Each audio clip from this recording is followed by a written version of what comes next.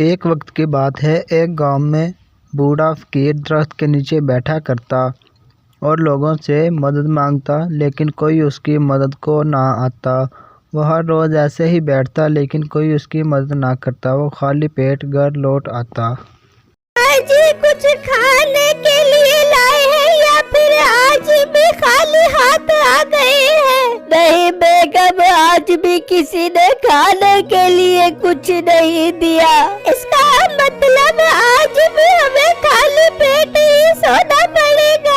हाँ बेगम, बस पानी पी ले और सो जा, हमारे नसीब में यही लिखा है। फिर वो दोनों भूखे ही सो जाते हैं और जब अगला दिन आता है तो फकीर फिर से दरख्त के नीचे बैठता है और लोगों से मदद मांगता है, लेकिन कोई उसकी तरफ ध्यान नहीं देता। फिर बिट्टू नाम का लड़का वहाँ आता है।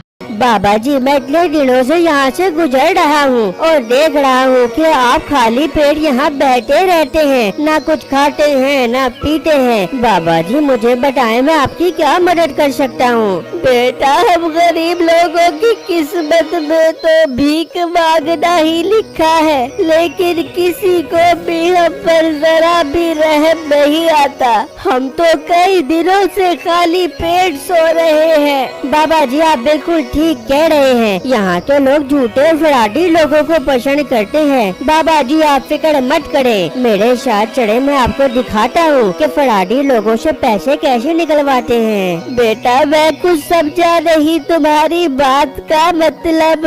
बाबा जी आप मेरे साथ चढ़ो, आपको सब समझ आ जाएगी। बस आप खामोशी से बैठकर तमाशा देखना।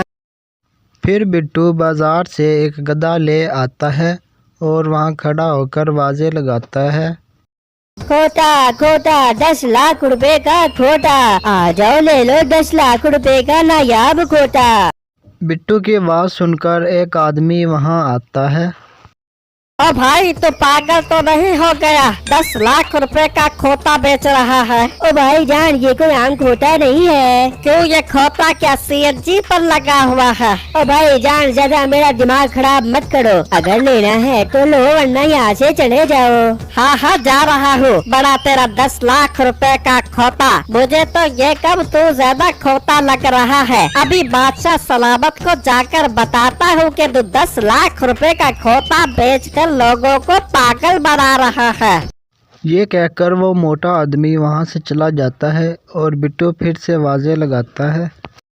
खोटा 10 लाख रुपए का खोटा, ताजा ताजा मीठा मीठा खोटा, 10 लाख रुपए का खोटा ले जाओ। ये ऑफर महदूद मुद्दत के लिए है। दूसरी तरफ वो आदमी बादशाह के पास आता है तो बादशाह से कहता है, क्या हुआ हमारे वजीर को, क्या परेशानी है? बादशाह सलामत, आपकी सल्तनत में लोगों के साथ धोखा किया जा रहा है। वजीर ये तुम क्या कह रहे हो? हमें अपने कानों पर यकीन नहीं आ रहा। हमारी सल्तनत में हमारी राया के साथ कौन धोखा कर रहा है? बादशाह सलामत, एक लड़का बाजार में खड़ा होकर 10 लाख रुपए का खोता बेच रहा है। क्या 10 लाख रुपए का खोता? वो खोता के सोने की लित करता है जो वो 10 लाख रुपए का दे रहे हैं। बल्कि इसी वजह से तो मुझे उसके ऊपर गुस्सा आया है कि आपके दौरे हुकूमत में आप ही के इलाके में लोगों को उल्लू बनाया जा रहा है। मलका दरबार के मुलाजिमों को बोलो हमारी गाड़ी निकालें, हम अभी उसके पास जाएंगे। बादशाह आराम से बैठ जा, बड़ी तेरी गाड़ी, हारन के अलावा उसकी सारी चीजें बजती है। चल पैदल चल उनके पास। ठीक है मलका आलिया, हम अपने पाँव पर चलकर उसके पास जाएंगे। फिर वो तीनों वहाँ आते हैं और बिट्टू से पूछते हैं, और लड़के तुम्हारी ये हिम्मत कि तुम हमारी सल्तनत में हमारे लोगों को उल्लू बना रहे हो? क्या खूबी है इस खोते में जो तुम इसे 10 लाख रुपए का बेच रहे हो? बादशाह सलामत, कोई खूबी नहीं है, ऐसे ही लोगों को पागल बना रहा है। बादशाह सलामत, ये कोई आम खोता नहीं है, इसके बहुत फायदे हैं। क्या फायदा है? क्या ये चारा खाकर पटाखे मारता है?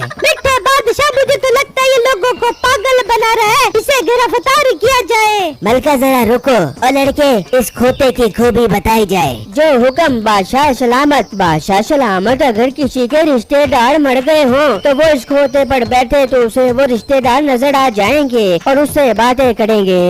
मतलब अगर किसी के बाप दादा मरे हो तो वो इस खोते पर बैठे तो उसे उसके बाप दादा नजर आ जाएंगे। जी हाँ, वो उसे जिंदा होकर नजर आएंगे। बेटे बादशाह ये तो एक नंबर का ठग लगता है, सभी कैसे हो सकता है? लड़के अगर तुम्हारी बात सच्ची हुई तो हम तुमसे ये खोता 20 लाख रुपए का खरीदेंगे। जी जी बादशाह सलामत, आप इस पर बैठकर इसे चेक करें, लेकिन एक शर्त है बादशाह सलामत। लड़की अब कौन सी शर्त है? जी मलका सलामत, शर्त ये है जो ईमानदार और नेकदिल इंसान इस पर बैठेगा उसे अपने रिश्तेदार नजर आएंगे और जो बेईमान होगा उसे नजर नहीं आएंगे। वाह, ये तो बहुत काम का खोता लग रहा है। चल मेरे वजीर इस पर बैठ जा, अभी तेरी ईमानदारी का पता लग जाएगा।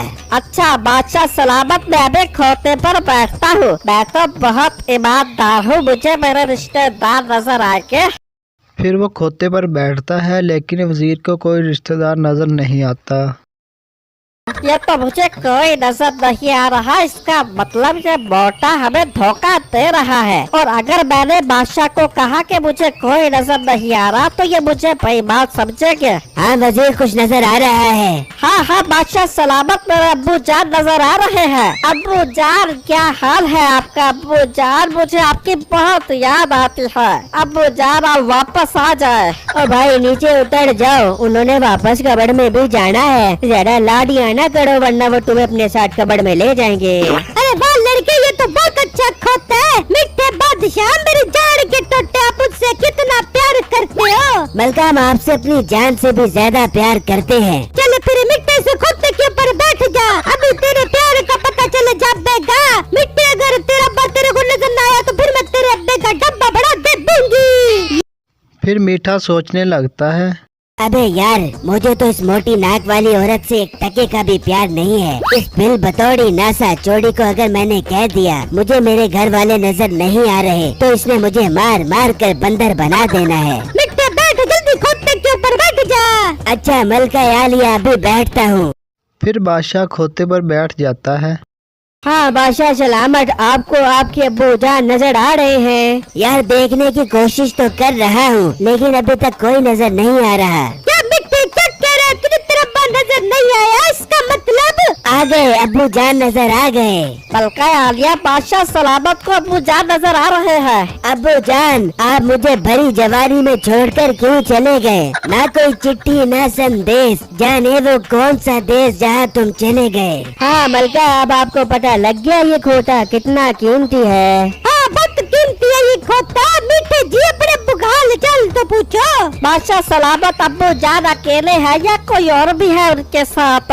नहीं, अब्बू जान के साथ दादा अब्बू जान भी आए हैं। मीठे, इसका मतलब तुम उससे डबल मोहब्बत करता है जो तेरा अब्बा तेरे दादी को भी साथ लेके आए अपनी बहुरानी दिखाने के लिए। बेगम दादी जान भी आई हैं। मीठे, मेरी जान के टूटे, इसका मतलब तू मेरे से 3 गुना मोहब्बत कर बेबे। लड़के, ये खोता मैं तेरे से 25 लाख रुपए का खरीदूंगी। इस खोते ने मुझे खुश कर दिया है। ओए बजीरे, जा के शाही खजाने से 25 लाख रुपए लेके आ जा। फिर वजीर शाही खजाने से 25 लाख रुपए लेकर बिट्टू को देता है और वो गधा लेकर चले जाते हैं। फिर बिट्टू आधे पैसे खुद रख लेता है और आधे बुजुर्ग को देता है। देखा बाबा जी की अगर सीधी उंगली से ना निकले तो उंगली टेढ़ी करनी पड़ती है। बेटा मैं तुम्हें मान गया जो तुमने जैसे लोगों से पैसे निकलवा लिए। बाबा जी अब आपकी सारी जिंदगी सुकून से गुजर जाएगी। इस तरह बुजुर्ग और बिट्टू माला माल हो गए।